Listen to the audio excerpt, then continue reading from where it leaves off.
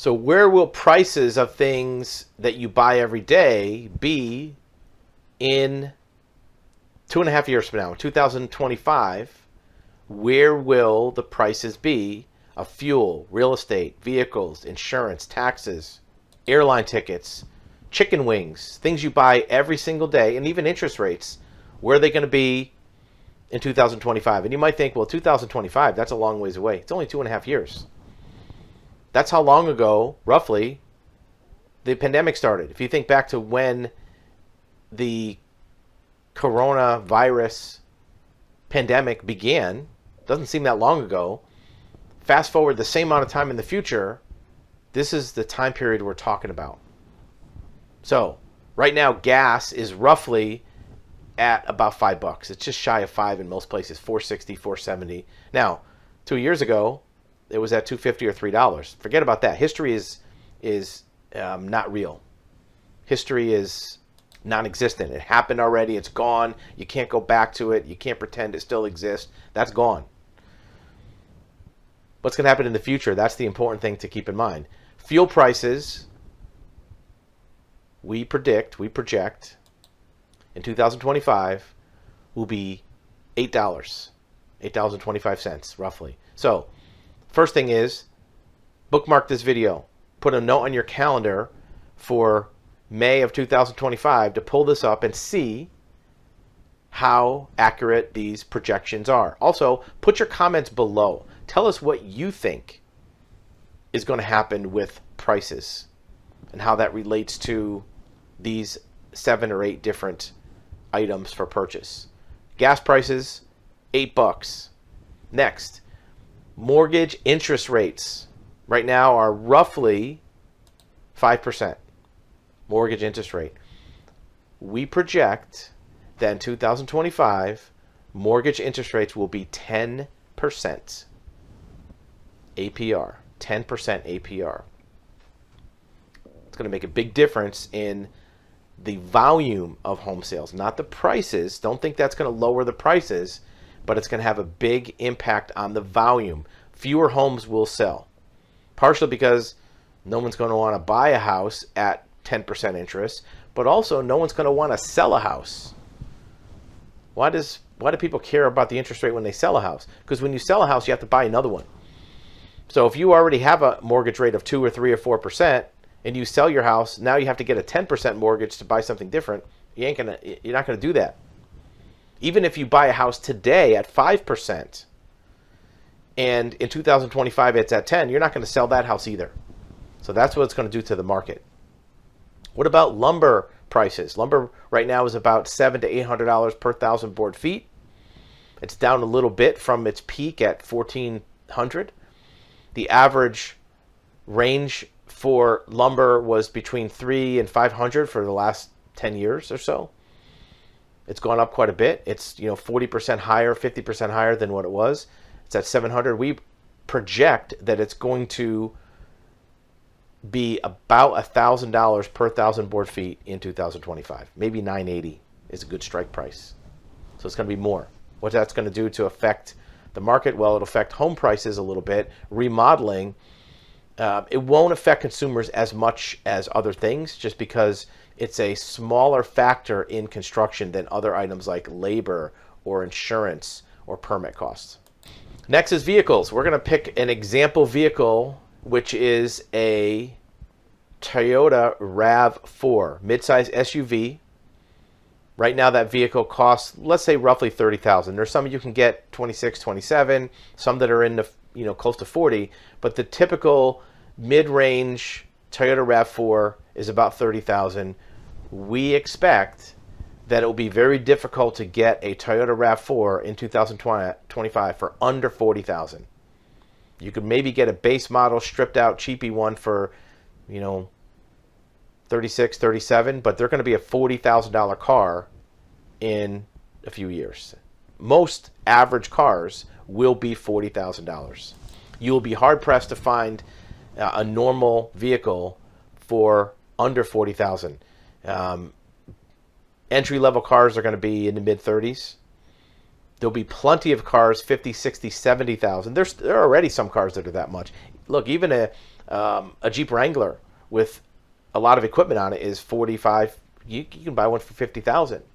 That used to be a $15,000-$20,000 car.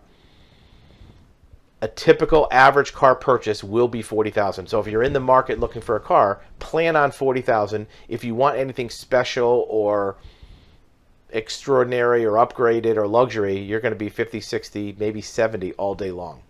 So that's what's going to happen with cars. Why is that? Well, dealerships and manufacturers are now learning how to get by selling fewer vehicles. An average dealership that sells $300 cars a month, they now have to figure out how to get by selling 80 cars a month, paying the same overhead for their mortgage, their employees, their interest, their taxes. All their fixed expenses stay the same. At the same time, the profit they make from their service department, their repair department, what's called fixed operations, those profits are going to be under pressure because now they have to pay more for labor, for mechanics. And there's fewer vehicles coming in for repairs because electric and hybrid vehicles don't need as much maintenance. So dealerships and manufacturers are going to have to raise up the price point in order to make up the difference. An average car, 40 grand plus. Next is chicken wings. Up until last few years, you could find chicken wings at a average kind of bar food kind of place for 10, 15 bucks for a dozen wings. Maybe it was a nice place. It might be 16, 17 bucks for a nice plate of wings. Chicken wings are going to be 30 bucks for a plate of wings. Mark my words. 2025, pull up this video, go to any one of the local restaurants or a chain and see how much a plate of chicken wings costs, a dozen wings. It's going to be 30 bucks for chicken wings. What about plane tickets? If you're in the U.S. and wanted to book air travel between two large or medium-sized cities, even with a connection, you could usually find an airfare. I'm not talking about the discounted, really kind of hacking the system to find something really cheap. You could find an airfare for usually about 200 bucks. Maybe you could really shop around certain undesirable times of day or days of the week and find an airfare for 180, 190. Sometimes if it was something unique or high travel time, it might be 240, 250 for a typical large city travel pair for about 200 bucks. That's going to be over 400. It's going to be very difficult to find a normal coach travel ticket for an average price for under 400. We're going to call it $410. We're not talking about business class, first class. We're talking about a normal travel ticket. Will there be some things you can find a discount or a deal or a special sale? Yeah, there'll be sales that'll be 200 bucks. But a normal, you got to book a ticket within the next couple weeks, between Atlanta and Seattle, or between Dallas and Chicago, or between Phoenix and New York. That's going to be a $400 plane ticket in 2025. Normal price. What about apartment rent?